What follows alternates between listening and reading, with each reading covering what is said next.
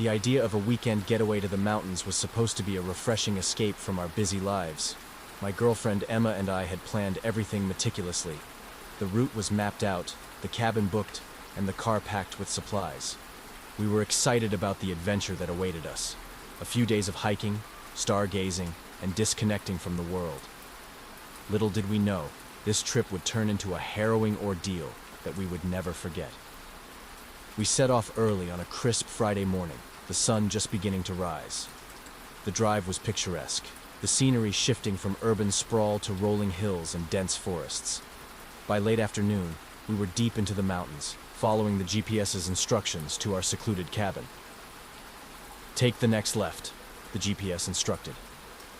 I glanced at Emma, who nodded, confirming it was the right turn. The road we turned onto was narrow and winding, bordered by thick trees that seemed to close in around us. "Are you sure this is the right way?" I asked, a hint of doubt creeping into my voice. "Yeah, the map shows it's a shortcut," Emma replied, though she seemed less certain now.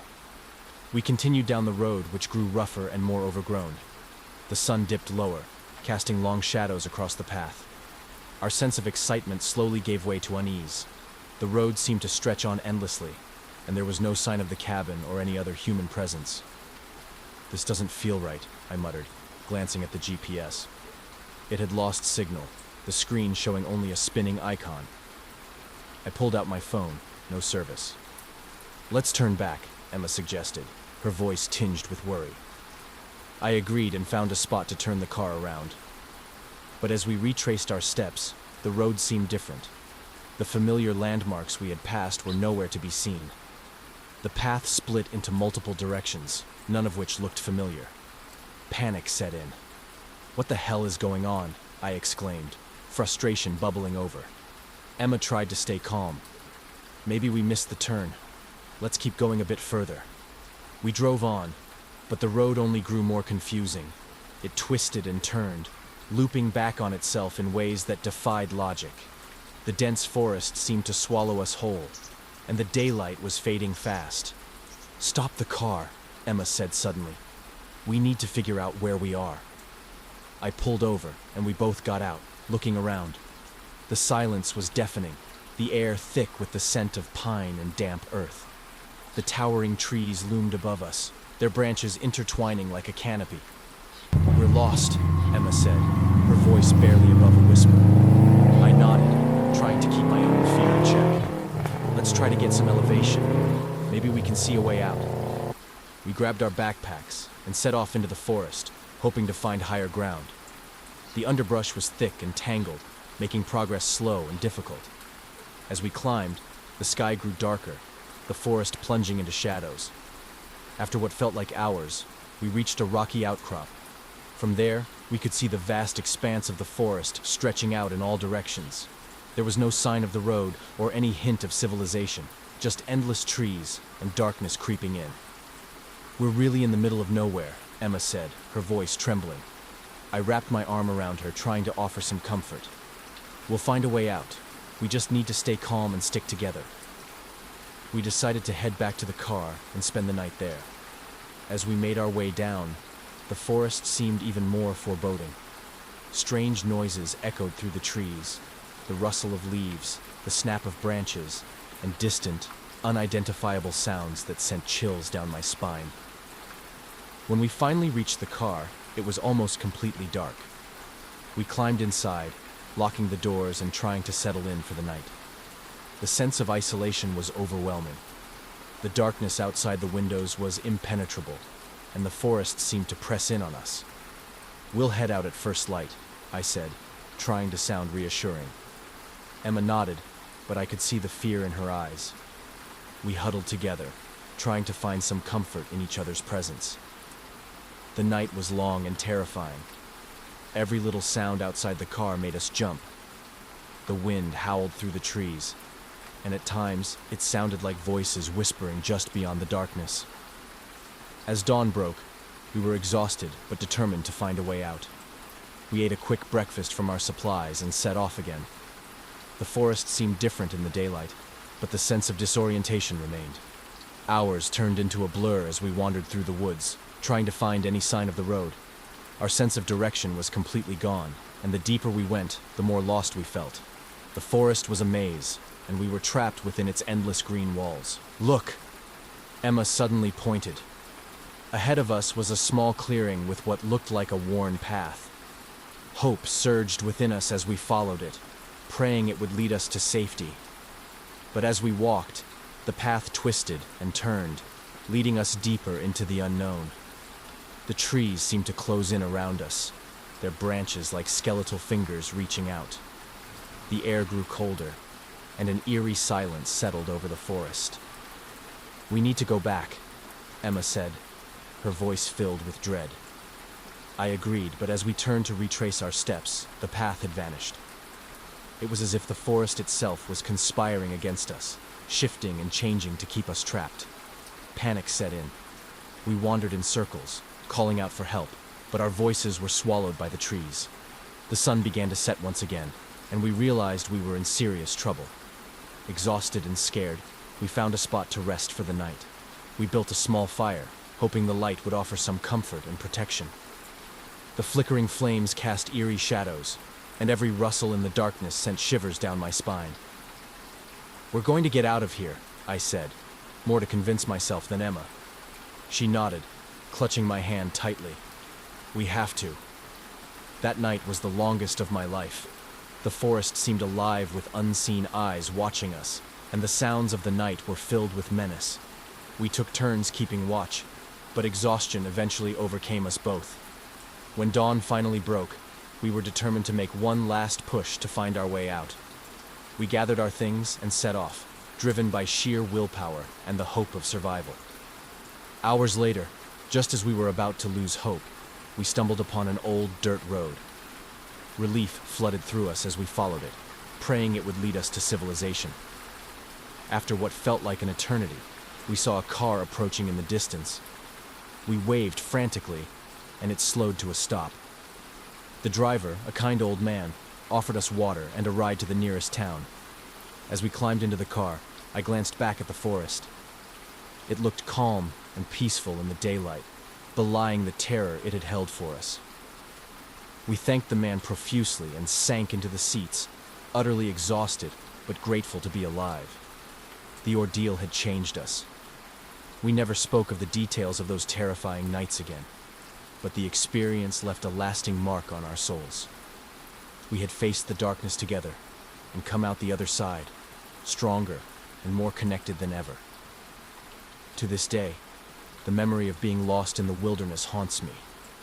The forest, with its shifting paths and eerie silence, remains a place of nightmares. But we survived, and that is something I will always hold on to. It was supposed to be a simple road trip, a chance for me and my girlfriend Emma to escape the city and reconnect. We planned a weekend getaway to a quaint little town known for its scenic overlooks and serene landscapes. Everything was perfect, or so we thought. We left early in the morning, excited about the adventure ahead. The drive was smooth, the weather perfect, and the countryside beautiful. By late afternoon, we had covered most of the distance and decided to take a detour to a well-known scenic overlook. It was a spot often praised by travelers for its breathtaking views of the valley below. We arrived just as the sun was beginning to set, casting a golden hue over the landscape. The overlook was deserted, adding to the tranquility of the place. We parked the car and walked to the edge, taking in the stunning view. It was everything we had hoped for. After a while, we settled down on a blanket with some snacks, enjoying the peaceful silence. As the sky darkened, the stars began to appear, one by one, twinkling above us. It felt magical, like we were the only two people in the world. Suddenly, our serene moment was shattered by a faint, distant scream. We both froze, trying to determine if we had really heard it. "Did you hear that?" Emma asked, her voice shaky. I nodded, straining my ears for any further sounds. Another scream echoed through the valley, louder this time. It sounded like it was coming from the forest below the overlook. My heart pounded in my chest. "We should check it out. Someone might be in trouble," Emma suggested, concern etched on her face. Reluctantly, I agreed. We grabbed a flashlight from the car and made our way down a narrow path that led into the woods. The further we went, the darker it became, the canopy of trees blocking out the moonlight. The screams grew more frequent, each one sending chills down my spine. "Maybe we should call the police," I suggested, pulling out my phone. But there was no signal, typical in such remote areas. We pressed on, the beam of our flashlight cutting through the darkness. The forest was eerily quiet, except for the occasional rustle of leaves and the haunting screams. We finally reached a clearing where the sound seemed to be coming from. But to our confusion, there was no one there. "Hello, is anyone there?" Emma called out, her voice trembling. There was no response, just the oppressive silence. Suddenly, a cold breeze swept through the clearing, and the flashlight flickered. We both jumped, our nerves on edge. "We should go back," Emma whispered, fear evident in her eyes. I agreed. We turned to leave when we heard another scream, this time much closer and more desperate. It sounded like a woman in distress. Torn between fear and the need to help, we decided to follow the sound a little further. The path led us deeper into the forest. The screams became more erratic, as if the person was moving quickly or being chased. Every step we took felt like a step further into a nightmare. Finally, we reached an old, abandoned cabin. The door was ajar, and the screams seemed to be coming from inside. I hesitated at the threshold, my heart racing. "Maybe we should wait for help," I suggested, knowing we had no means to call for it. "We can't just leave her," Emma insisted, her determination overcoming her fear. Taking a deep breath, I pushed the door open and stepped inside. The cabin was dark and musty, with broken furniture strewn about. The screams had stopped, replaced by an eerie silence. We cautiously explored the cabin, our flashlight revealing nothing but dust and decay. "There's no one here," I said, relieved and confused. Suddenly, the door slammed shut behind us, plunging us into darkness. The flashlight flickered and went out, leaving us in pitch black. Emma screamed, and I fumbled with the flashlight, finally getting it to work again. When the beam cut through the darkness, we saw something that made our blood run cold. In the corner of the room stood a figure, its features obscured by shadows. It was tall and thin, with long matted hair.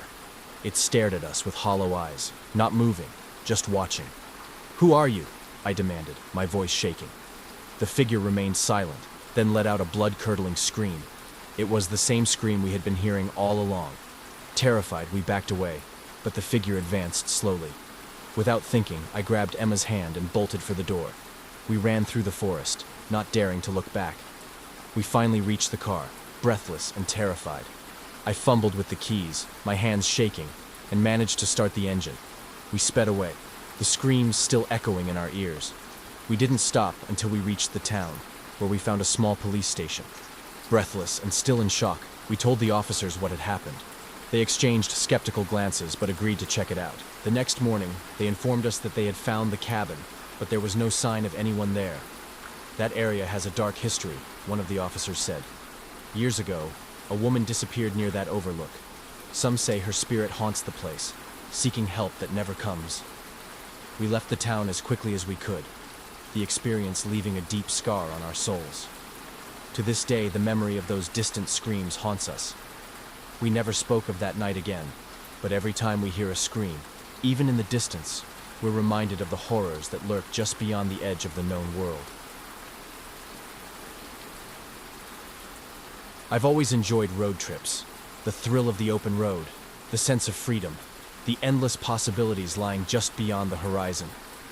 One summer, my friends and I decided to explore the countryside, seeking out hidden gems and quaint little towns off the beaten path. Little did we know, we were about to stumble upon a mystery that would haunt us forever. We were deep into our journey, the sun beginning its descent, casting long shadows across the winding roads. Our GPS had taken us through a series of small villages and scenic routes, and we were loving every moment of it. But as twilight approached, we decided it was time to find a place to stay for the night. "Hey, there's a turn coming up.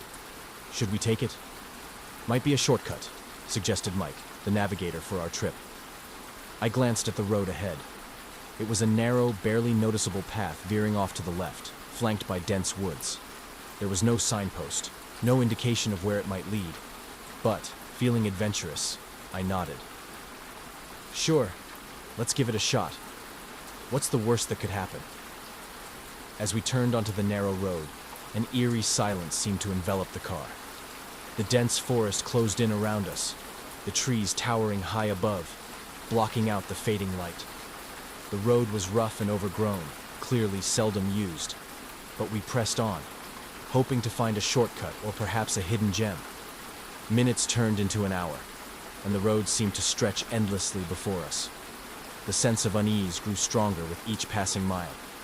Our laughter and chatter gradually died down, replaced by a tense silence. "Are you sure this is the right way?" Sarah asked from the back seat, her voice tinged with worry. Mike glanced at the GPS, frowning. "It says we should be close to the main road, but it doesn't look like we're getting anywhere." Frustration mounting, I kept driving, hoping to find a clearing or a sign of civilization. But the road seemed determined to lead us deeper into the unknown. The forest grew denser, the shadows darker. The sense of being watched crept over us, an oppressive weight settling on our shoulders.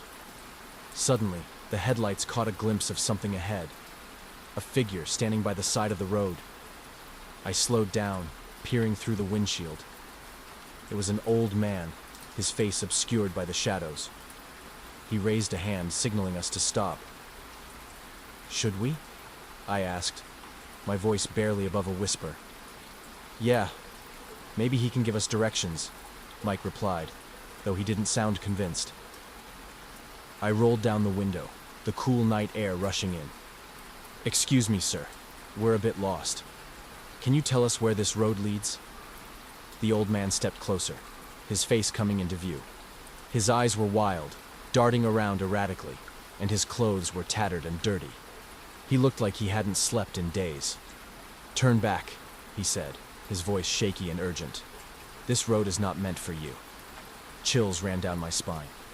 "But we just need to get to the main road. Can you help us?" "Turn back," he repeated, more forcefully this time, his hands trembling. "Before it's too late. They don't like visitors." Before we could ask anything else, he stepped back into the shadows and disappeared. The hairs on the back of my neck stood on end. Something about his warning felt all too real. "Let's get out of here," Sarah urged, her voice trembling. I nodded, ready to reverse the car. But as I glanced in the rearview mirror, my heart sank. The road behind us had vanished, replaced by an impenetrable wall of trees. "Mike, check the GPS again," I said, panic rising.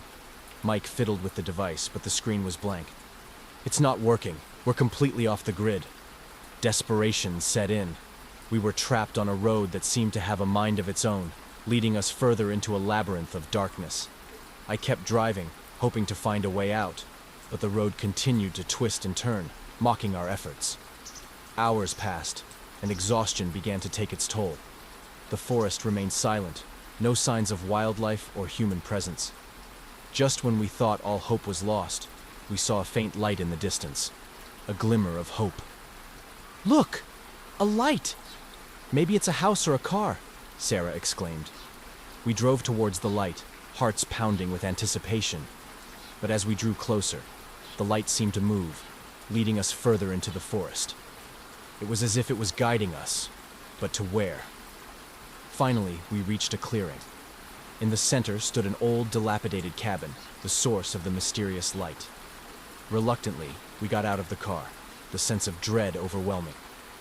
The cabin door creaked open, and the old man stumbled out. His movements were jittery, his eyes bloodshot and unfocused. He looked like he was on something, or perhaps suffering from severe withdrawal. You didn't listen," he mumbled, shaking his head erratically. They told me to warn you. Please, help us. We just want to get out of here," I pleaded. The old man's eyes darted around, as if he was seeing things we couldn't. "This road, it doesn't exist in your world. It's a place between places, a trap for the lost." "Then how do we leave?" Mike asked, desperation in his voice. "Follow the light," the old man replied, pointing to a lantern hanging by the cabin door. "It will guide you back. But you must promise never to return. They don't like visitors." We nodded fervently, taking the lantern. As we walked back to the car, the light began to flicker, casting long shadows on the ground. We drove in silence, the lantern guiding us through the winding, endless road. Hours later, the forest began to thin, and we found ourselves back on a familiar highway. Relief washed over us as the first rays of dawn broke through the trees. We never spoke of that night again. The memory of the disappearing road, the erratic old man, and the eerie light haunted us. But one thing was certain: we would never stray from the beaten path again.